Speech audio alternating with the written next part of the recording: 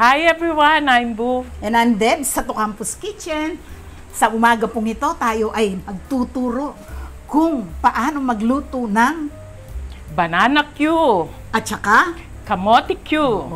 Naiba po ang gagawin natin ngayon. Hindi na natin kailangan pumunta ng Mines View Park para lang makatikim ng Banana Q. Kasi pag pumupunta kami ng Baguio, ang unang-una namin pupuntahan yung mga Banana Q. Di ba? Napakasarap ng Banana Q dyan. Pero ngayon, dito mismo sa ating kitchen, gagawa tayo ng Banana Q and Kamote Q. Okay. Ang mga street food na usong-uso at hindi nawawala sa uso. Oo, every time. Lumabas ka lang dyan sa may kanto, may magtitinda ng Banana Q. Pero, ang gagamitin natin ngayon ay naiiba. Hindi parang ordinaryong sugar, kundi Panutsa. Ayan, pakita mo yung pangalan niya. Ayan, panutsa. Yan ang gagamitin natin na pang patamis sa ating saging na saba. Ito po ang ating mga ingredients. Sabang saging. Hindi natin kailangang hinog na hinog. Kailangan medyo matigas-tigas pa para firm po ang ating Banana Q. At ito pong sesame seeds ay option lamang, pampaganda at pandagdag rin ng sarap. O bakit hindi natin pinapakita ang ating Kamote Q? Okay. Babalatan natin mamayang konti kasi yan, pag na-expose, mangingitim. Pag ready na, dun na lang natin balatan. Okay. Start na po natin. Okay. Magbabalat na po tayo. O, dasog kaketa ka. Ito po. Pumili po kami ng malalaking saging saba para maganda ang dating ng ating Banana Q. Ito po. Balatan natin ng isa-isa. Ganyan lang po siya.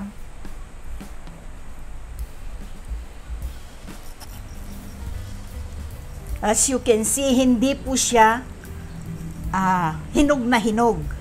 Kasi ang hinog na saging, pangit na itutuhog pagluto na ang ating Banana Q. At saka pag sobrang hinog, maasim na siya, di ba? Katamtaman lamang. Yan. Yung medyo half ripe. O, mag-start ka ng maghulog buong ng ating mga nabalatang saging. Malinis ang kamay ni Bu. Siyempre, nagsabon ako.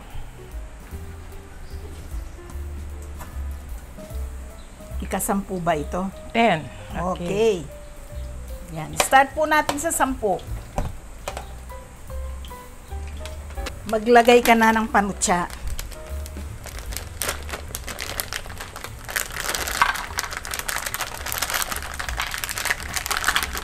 Yan. Isabay mo na yan. Medyo ikalat mo. Okay. Hindi kailangan punong-puno para hindi masyadong matamis. Isabay na natin ang panutsa para matunaw na siya sa oil. Yan, para coated talaga siya. Yan, nag-uumpisa na pong mag-melt ang ating panutsa. Ayan siya, oh. Bayaan nating ma-coat sa balat ng ating saging. Yan.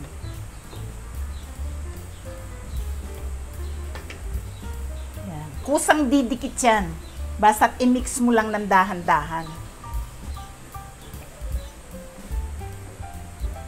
Yan, nag-uumpisa na. Nag-uumpisa nang gumanda ang ating Banana Q.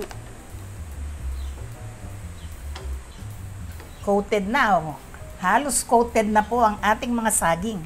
Pwede na tayong magtinda sa kanto. Okay. Yan.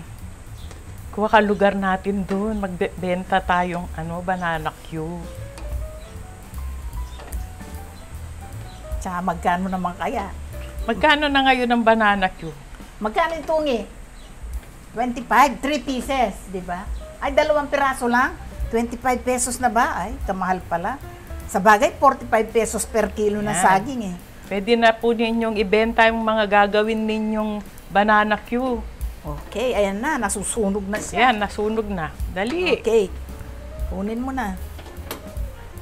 Dahan-dahan.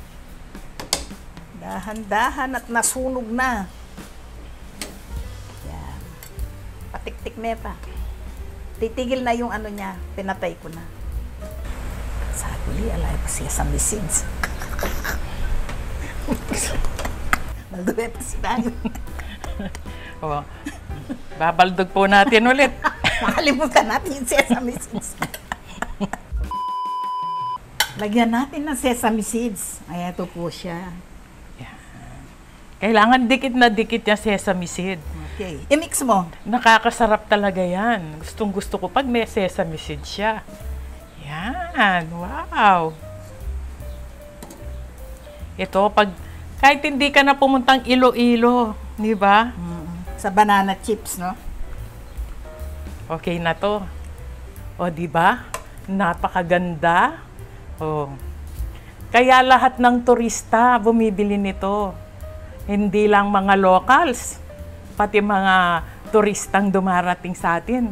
Talagang sinusubukan nila ang banana Q. O, itusok mo na, itungi mo na. Okay. Kunwari magtitinda na tayo. Ilan mo naman, mendilo kung papas. Hindi na po kailangang mag-gym. Magluto ka lang ng banana Q. Para ka na rin nag-zumba. Para ka nang nag-steam. Sa Pilipinas ngayon, sobrang init.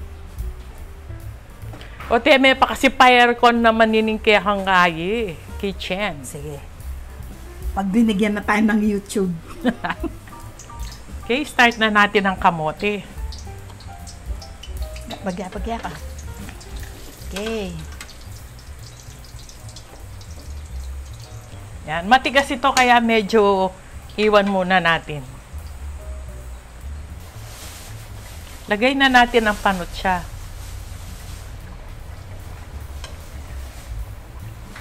Napakadaling gawin ng mga dessert na to. Alam mo ba pala, ang mga yan kasama sa top 10 na dessert sa Pilipinas. Oh. Pang number 5 ang kamote Q at saka banana Q. Number 5? Oo. Wow. Magsabay tayo ng sesame seeds para dumikit talaga. Okay. Ayan po, turning golden brown. Very nice looking. Yan. Okay na. Yan, napakaganda na po ng ating kamote Q. Akin na yung tong. Yan.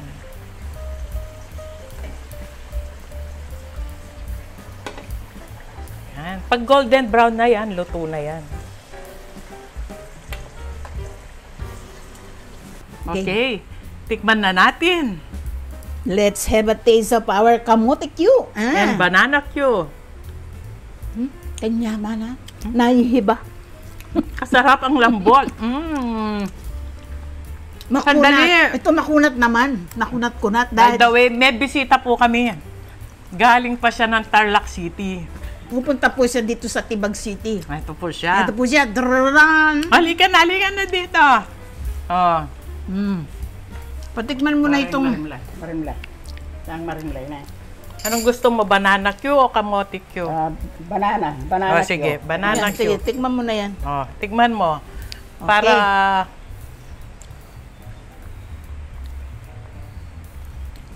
Masarap. Parang yung lasa niya, matamis na malambot yung saging. Hindi kagaya yung binibili namin sa palengke. Masarap talaga ito. Dahil panutsa ang ginamit natin. Panutsa. Yung tinaklob sa Kapampangan. Tinaklob. Oh, diba? Toast tayo, toast. Hey, Cheers! Cheers! Cheers! Sarap?